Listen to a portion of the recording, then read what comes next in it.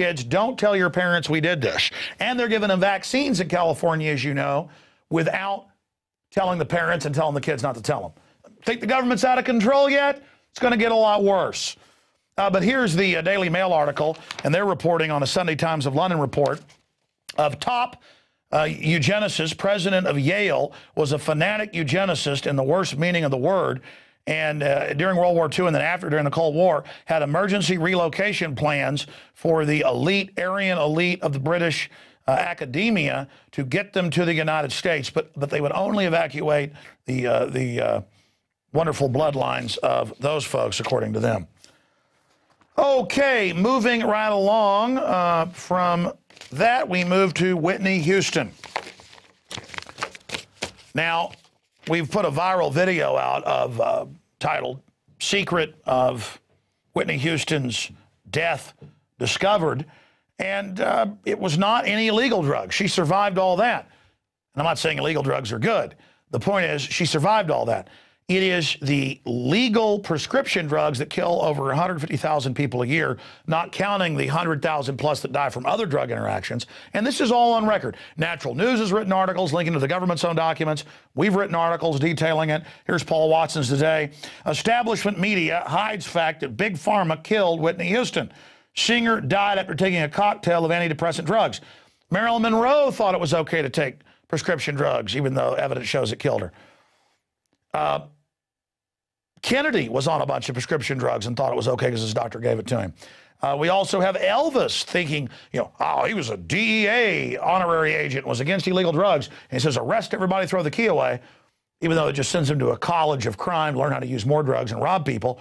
But Elvis, God bless his soul, nice guy.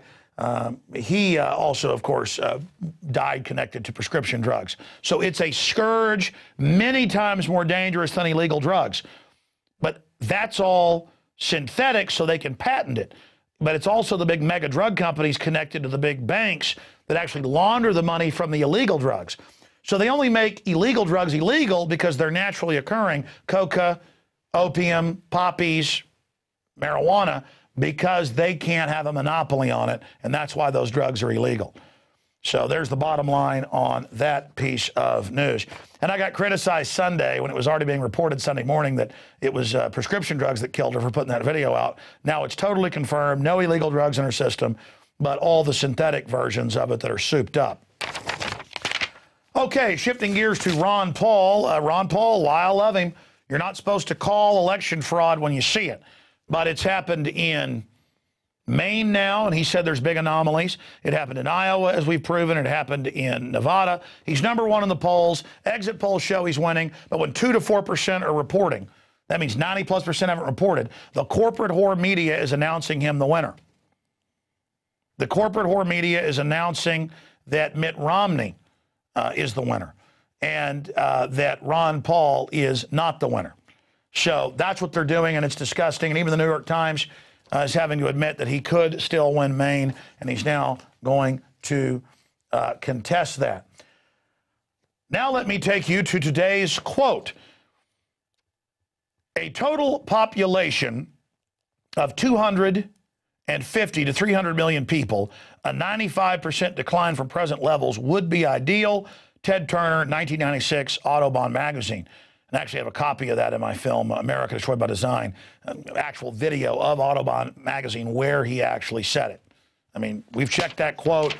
Ted Turner said that, and it is absolutely disgusting. He also made comments at a press dinner about we're useless eaters, kill the general public. And that's in all the official memorandums, like State Department Memorandum 200. Use food against you as a weapon. It's truly disgusting. Some of the other articles that we've got here that tie into the daily quote. Again, Detroit columnist calls for sterilants in drinking water to curb poverty numbers. Proposal that aims to stop welfare dependence from breeding poverty would poison everyone with birth control sprinkled in the water. And again, they always tell the middle class, oh, we're doing this to the poor, like you're going to get involved in it. Or we're only got drones over Iraq for them. Oh, now the drones are for us. And I saw a national poll that came out today that was saying that the majority of Americans, the vast majority, don't want drones domestically. You just like thinking of it as a vestigial power you've got killing other people. No, it's all going to be used against you. And another report here, the Rothschilds want Iran's banks. This is also at INFOWARS.com. And they're announcing that they want to take those over once they've been bombed to the Stone Age. And another one, EU airlines, carbon tax stirs resentment. China has already barred its airlines from complying with the requirement. And this is a new global corporate tax paid to the private central banks on the world's travelers. They want to shut down travel. That's all part of their Agenda 21 system. All right, as we go to break, here is a clip from 1983 with the congressional baseball teams of the Republicans and Democrats playing each other. There is no footage that's been found or put out where Ron Paul is the only member of congressional baseball teams they've had since the 20s to knock it out of the park. The congressional website says he is the only member to do that.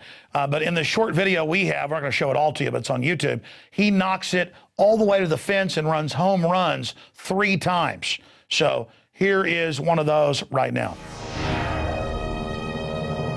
The gear back on. This is a big out here. Ron Paul, a strong batter, a right-hand hitter, has a chance to pick up a couple of runs here and really get the Republicans back in this contest after giving up 6 in the top of the first. A little bit below the knees. 2-0. They're playing in very deep, as you'll notice. They're almost back to the scoreboards right now. Sinar is deep, shaded around the left center field. This one has hit a ton out to left center field. It is going to stay in the ballpark, however. Sinar picks it up, relays it back in. And that one makes it a 6-4 ball game. That's the kind of shot that makes it count. We were brought up loving our country and our Constitution. That in the United States of America, we were free. And that's an attitude that we've tried to instill in our children.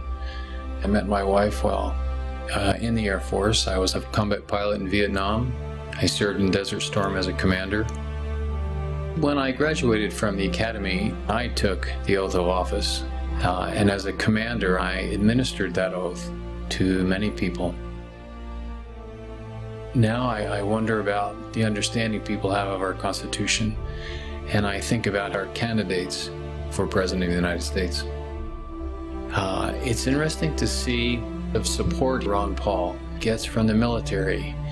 And if we think back to the code of conduct and people raising their right hand that they were going to support and defend the Constitution of the United States, why would those same people support in great numbers Ron Paul?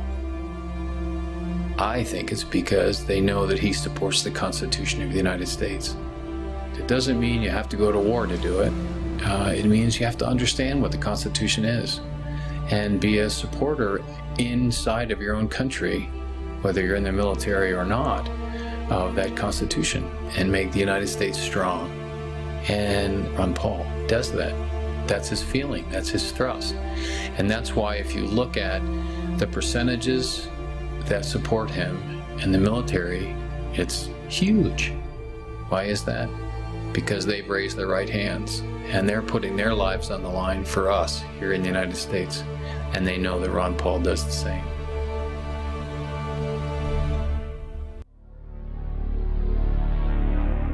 Greetings, fellow Info Warriors. Alex Jones here, announcing the first of many trips that I'm going to take across this wonderful United States that we live in. And we get so busy here at INFOWARS.com, the nightly news, the daily radio show, the documentary films, and all the other things we're doing that I tend to never go out and give speeches anymore. And I've got a lot of ideas bubbling around in my head about the history of the New World Order, what makes them tick and how to defeat them. So I'm titling this key speech I'm going to give. It'll run around 2 hours long, Blueprint to Defeat the New World Order. And we're also going to have a surprise premiere of a short documentary film we've been working on at the event. First off, I'm going to be going to Dallas, Texas, Sunday, February 19th, 2012, to the historic Lakewood Theater. And the next Sunday, February 26th, I'm going to be in Orlando, Florida. You can find out more about the events and buy tickets at INFOWARS.com/events. Now, unfortunately, every event I've ever had, we've had to turn people away. So get your tickets early at INFOWARS.com/events. There's a lot of crazy stuff going on in this world. The craziest of all is this explosive awakening. I can't wait to meet you and shake your hand. I'll see you in Dallas, and I'll see you in Orlando. INFOWARS.com/events.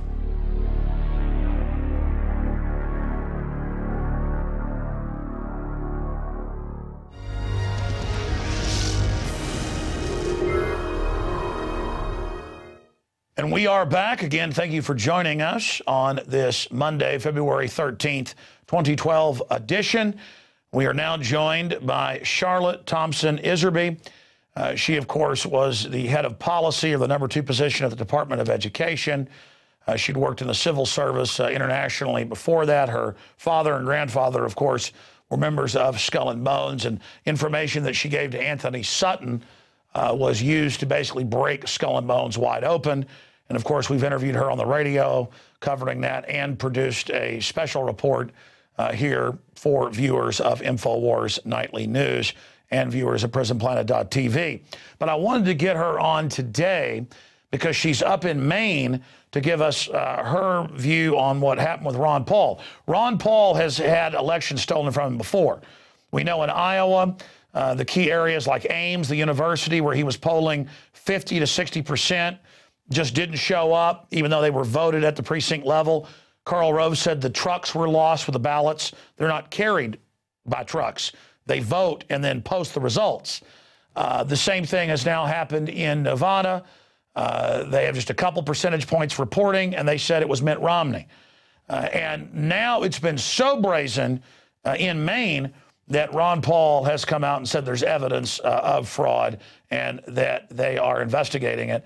And the New York Times also had the headline today, could Ron Paul still win in Maine? So a good job to Ron Paul. He doesn't like to look like a sore loser, but when there's open fraud, you've got to say something about it. So she wants to speak to that. Then we're going to get into education, why they're attacking the family, what this outcomes-based dog training is, instead of educating people or teaching folks how to learn and be open-minded.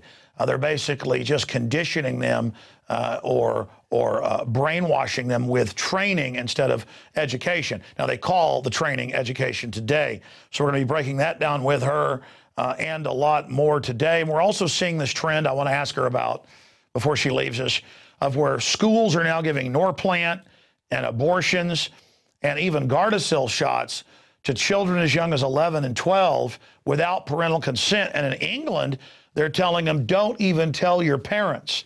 So this is the state taking over the family. Everything has really gone into high gear now. And she's going to break that down for us because she's one of the best known, probably the biggest whistleblower ever. With her book, Deliberate Dumbing Down, that I should add, was out of print for over a year, the big Dallas phone book size one. She's come out with a updated and abridged version that's only 500 and something pages long and available, I should add, at InfoWars.com. Give this to every educator you know. Give this to the people on your school board. Give this to your pastor. This is full of documents and proves that it is a deliberate program to dumb down our society. Unrivaled work. And by the way, if you don't want a hard copy to give somebody, she's been gracious enough to put her book up for free on her website and to put up a lot of internal documents concerning the dumbing down that have never before been seen. Charlotte, thank you for joining us from your home in Maine. Good to have you with us. Well, thank you very much, Alex. And it is a big day. It's a big day in Maine for two reasons, which really do affect the country, both these reasons. The Ron Paul fiasco probably didn't come as much of a surprise to any of us who understand our Republican Party here that's totally controlled international socialists, as it might come to other people around the country who still think of Maine as being a conservative, rugged, rock-bound coast state. Ever since 1970, we've been going down the hill with restructured